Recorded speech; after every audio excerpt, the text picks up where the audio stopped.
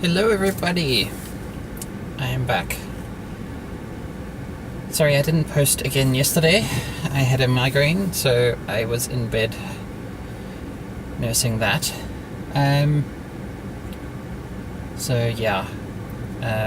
This vlogging everyday thing is tricky when health is not so great. But I am back today. I am feeling much better. The trick is get enough sleep and fluids, because these are my triggers for migraines, it seems. Get enough water. Okay, so today I started day one of a Photoshop 5-day, I think it's 5-day intensive course at the Cape Town School of Photography. Great fun, learning stuff about Photoshop already. Of course, this probably means I'm going to have to start paying for Photoshop, because, yeah, Photoshop costs money. It's subscription based these days, which is not the way I like to deal with software, but it is the sort of industry standard for that kind of software. But at least now, I can use the free trial. It's a 7-day free trial they give you. So for this week at least, I'm going to use the free trial at home. If I see enough use for me to use it at the end of the week, I'll probably get the photographer subscription to Creative Cloud, which is $10 a month, and that gives me access to Photoshop and Lightroom, which isn't too bad. So that's okay. I don't know how to use Lightroom, but I'll get on a course for that, or find an online for that soon anyway. But so far so good, learning stuff, and hopefully I'll be able to edit my photos soon. After class, I went for a walk through town, went through the company gardens, which is always very nice. Lots of squirrels were out, so I got lots of squirrel photos. Man, they're so cute. So cute! So I got a bunch of photos of that, and a little bit of video, so I'll put some of that in here.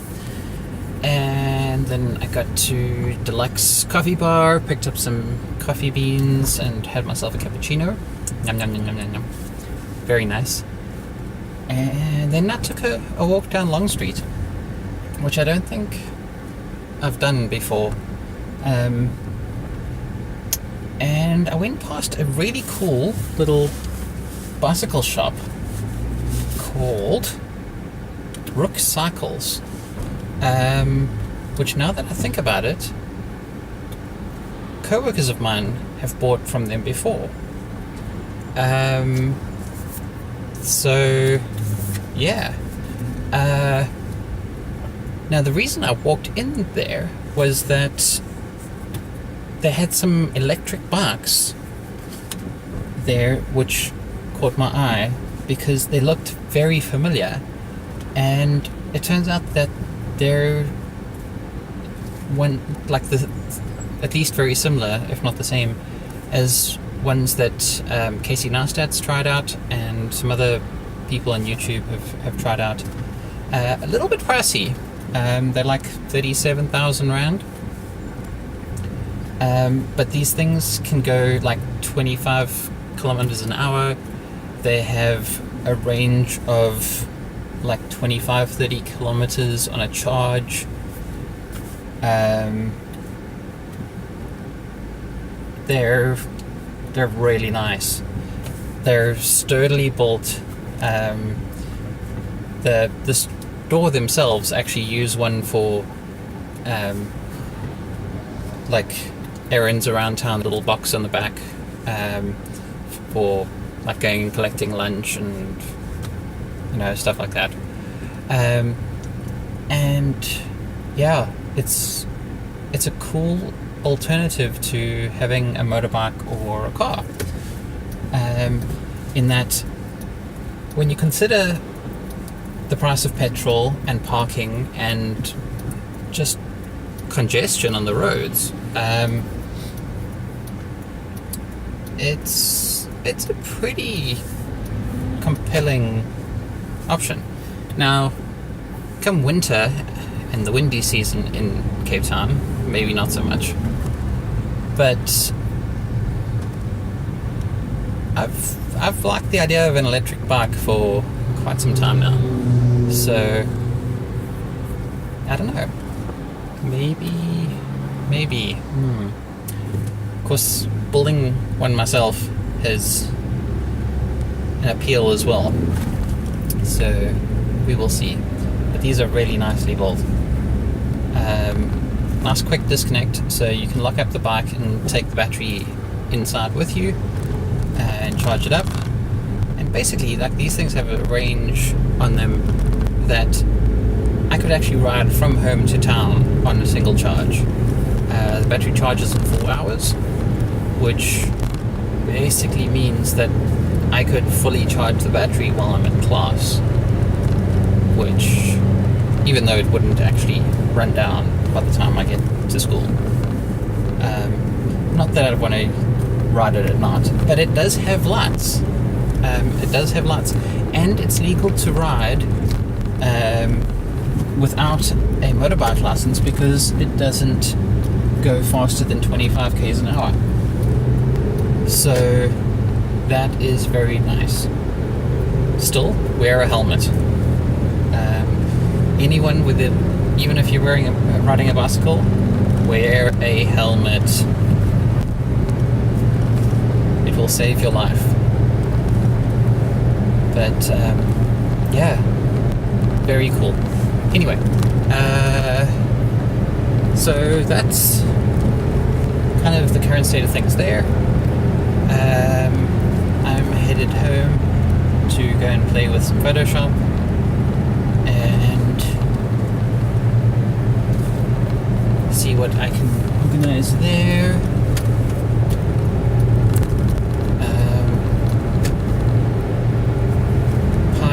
Has been working flat out some more, but she promises me she has got that under control, so hopefully things are back to normal again. Fingers crossed. So yeah, that should be things should be coming back under control again. But yeah, I have class all week in the mornings this week, and then next week we are back to class in the evenings, I think. Yeah. Also coming up at the end of this week, on Friday, is the Amateur Radio Technology in Action Symposium, Friday afternoon in Stellenbosch. If anyone is interested in that, there is a form that you can fill out to attend that on the SARL website. It's sarl.org.za. SARL members, it costs 200 Rand to attend. Non-SARL members, it costs 700 Rand, if I remember correctly. Well worth attending. I've already seen 2 of the talks at the Space Symposium earlier this year, but there's a whole lot of extra talks that'll be there. The talks that I have seen are about the Oscar 100 satellite stuff. That's the Phase 4 geostationary amateur radio satellite stuff, which is amazing, very cool stuff, which I want to do a video about sometime soon. There's also a talk about what was the other topic? It was about reverse beacon network stuff, which is also very cool. I want to build a setup for that at home, which I also want to do a video on at some point. So just for those talks alone, it's worth the money. There's a lot of cool, really useful info in there if you're into radio stuff. But the full program is listed on the SARL website. Go check it out. Please, if you're interested in electronics, ham radio, RF stuff, radio in general, at the program, check it out, support it. Like, it's going to be a fun day. Lots of cool people to geek out with about radio and electronics and all of that. This is the day before the SARL AGM, which is happening on the Saturday. If you are an SARL member, you can also sign up to attend the AGM the next day. There's a form for that on the SARL webpage as well. The AGM is free to attend for members, obviously. And please do attend that if you're able, and you're a member of the SARL. If you're not a member of the SARL and you're a radio ham or have interested in ham radio, please become a member. The SARL is the body that communicates with government about our hobby, and kind of advocates for radio spectrum for us to play with, and allows us to experiment with things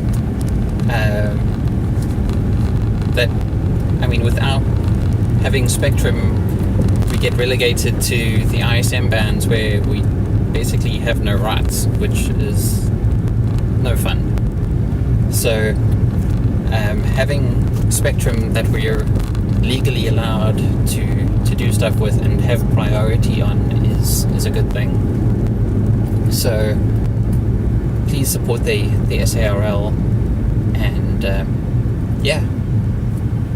do that thing. Support your local club, support the SARL. It's the right thing to do.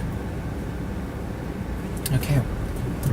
So, I think that's the news for today.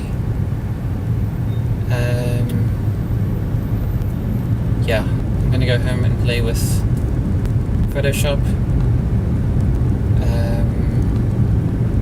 I think my big thing with Photoshop come the end of this week is to see how much of what I learn in this course is transferable to GIMP. The GIMP is a free and open source image editing piece of software, which in some ways is similar to Photoshop. Some people say it's very different. I mean, the layout of it is different. I mean, things are in different places. Obviously, they're two different pieces of software written by different people. But for people who are not using the full capabilities of Photoshop,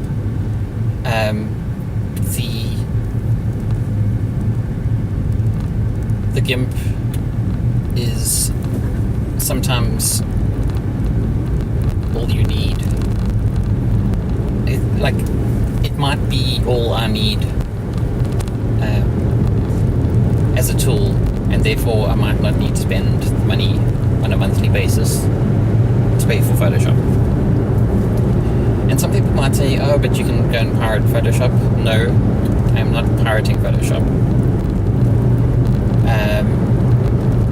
People work hard on producing software, and if people want to get paid for writing software, they should get paid for writing software. Okay. The people at Adobe work damn hard on that software, and it is very good, and they need to get paid for their software. I'm not going to use it without paying for it. The people who work on GIMP, what the GIMP, depending on how you want to say it, produce it as open source software, and therefore it is free for everyone to use. And therefore I can use it for free.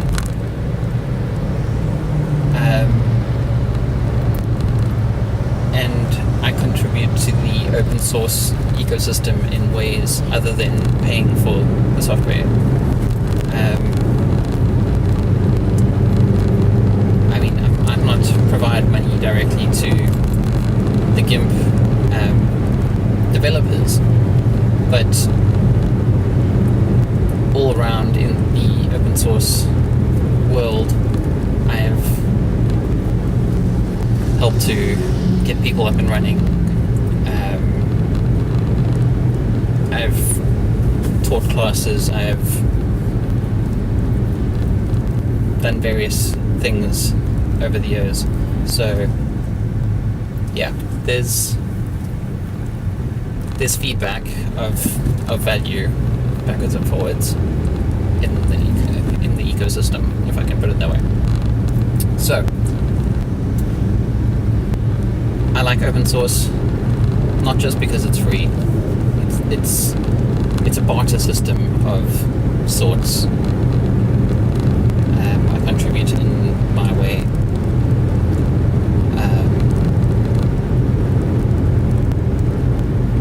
And I'd rather use an open source piece of software if it does what I need it to.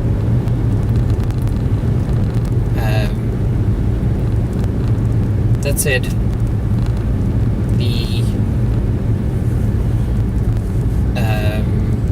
video editing software I use is DaVinci Resolve, which is not open source, but it is free to use in a slightly limited capacity. Basically, they just don't give you some of the extra effects and goodies. It's like some of the network rendering features and goodies, but like it's perfectly usable. It's not like they've crippled it, like, or anything. It's a great piece of software. But like the cool thing there is, me as someone starting out gets to use it for free, and of course later on when like I have money and I can afford to buy a studio license, I can get those extra features if I want them or not. Or if I buy a Blackmagic camera, I get a studio license included with the camera anyway. So yeah, no big. And I am seriously considering buying a Blackmagic camera down the line when I can afford it. So that will be a thing. Anyway, I think that's enough of me gabbing for today. Yeah, I'm glad to be feeling better, and I will catch up with you all tomorrow. Check you then. Cheers. Bye.